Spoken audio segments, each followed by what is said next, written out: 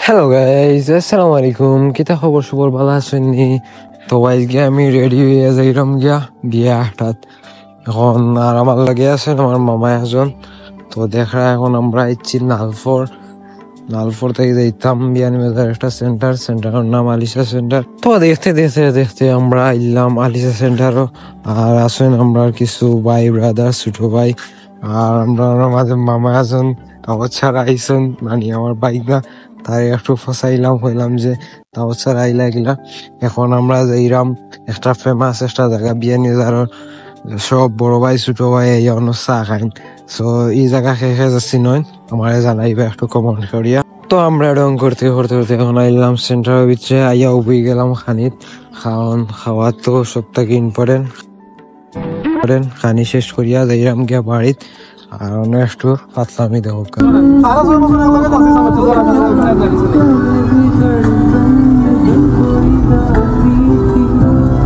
BMW